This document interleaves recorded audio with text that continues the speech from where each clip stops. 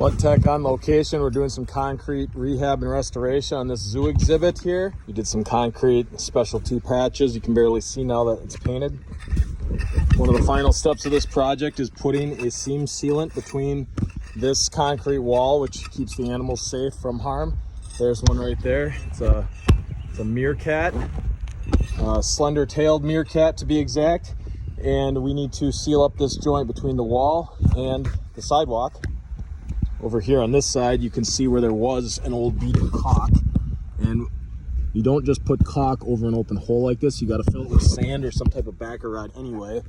In this portion, where someone else did this newer concrete versus the older concrete, they put expansion joint here, and this gap was never filled with caulk.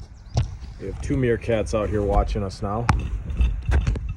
So what we're going to do is fill the joints around the animal exhibit where it meets the sidewalk with this polymeric sand.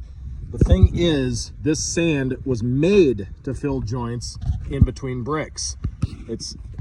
We got this easy sand by Techniseal at Home Depot. What's nice with this is just basic tools and almost no skill, you can get it perfect. We are using the brown color that Home Depot stocked and just brooming it into place. And when you're happy with the way it looks, broom off the excess and hydrate. Final result will vary. Prep work is key in any type of concrete restoration project. A really nice feature of using this method is you can stop and start the progress as needed. If you got to take a phone call or go to the bathroom, there's very little mess. Even if you get the sand up here, you can always broom it over the most basic tools. Just you want to make sure you get all the sand where you need it to be before you hydrate. Because if you have sand out here, for example, and you hydrate it, or if you have a wet spot, maybe it rained earlier this day that you're working on it, and you put some sand on the wet spot, it's going to have that sticky polymer start setting up on top of your concrete where you don't want it. So you need to get the sand where it needs to be before you apply the water. Meerkats are still out here investigating our work.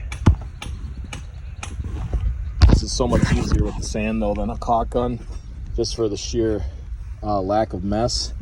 You just broom this into place, get it to where you need it to be. If there's any other couple pebbles or whatnot from the cleaning and preparation, they can go down the hole first, and then you can sweep the sand exactly where it needs to be to height. You can get all this done. If you don't like it, go back and put more. Take some out before you put the water on. Let's see if we can look at the bucket here. Got this at Home Depot. Let's see if you can find, this is the tan color. That's the number that Techniseal puts on there. I've seen several different kinds of polymeric sand at various big box stores like Menards, Home Depot, Lowe's. You can see all the instructions are right on here. They even show a compactor for the bricks. That's obviously not necessary when you're just using it on joints. See if, actually I'll go check the receipt for the Home Depot number. Try to make this easy on someone trying to mimic exactly what we're doing. Techniseal, it was $35.98 for that 40-pound bucket. The Home Depot number 742-786-915-214.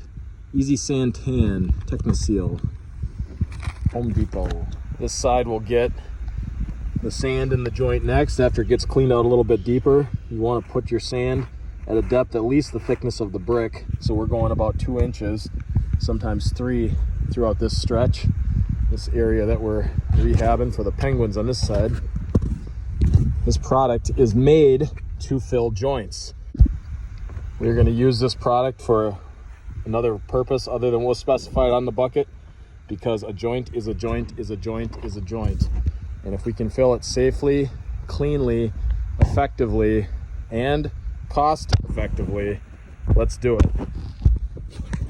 So here's an example where the asphalt cracked, and there's enough debris in here that we need to clean it out. As you can see, the dirt actually has some moisture to it, So you'd have to dry this crack out with a torch, a heat gun, or just let that big fireball in the sky that's 1 billion years old do it over time.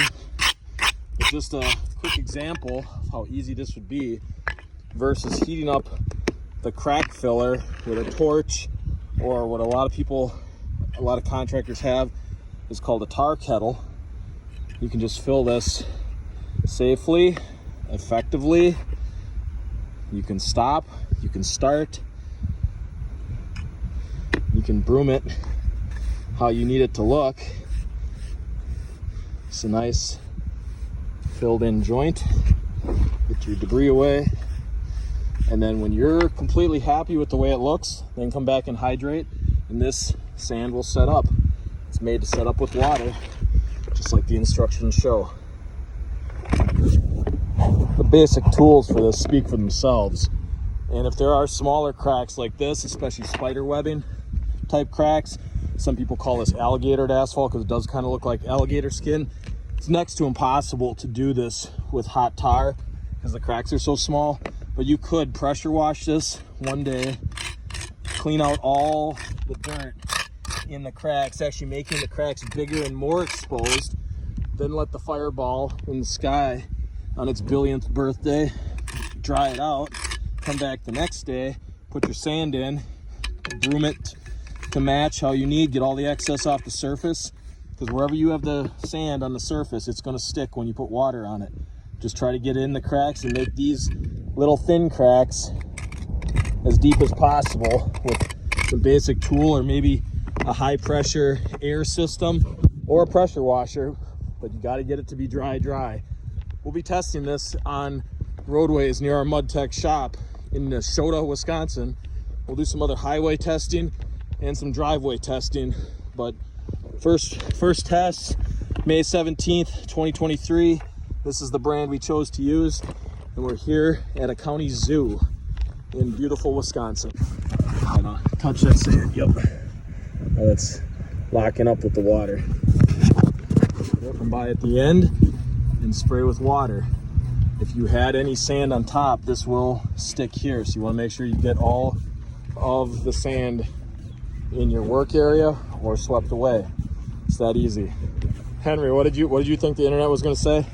What are they going to? It's polymeric sand, no flexibility. No flexibility? Water penetration. Yeah, maybe. Well, there may be a little crack that develops here over time with Wisconsin's crazy weather, but that's basically like saying it's 98% full. So 98% full is better than what most joints get, like this, like that, or like it was over here. 98% full is better than 100% empty. I think you need a belt, Kevin. But this is so easy. He's dumping it, I'm brooming it. You can actually stand up and broom it, and Henry's spraying it. Yes, we are, and the meerkats are watching us. One right here, cruising around. He was sitting up. Was he? Back like against the wall. This one's sitting right here. I don't know what he's staring at. Oh, now he moved his head.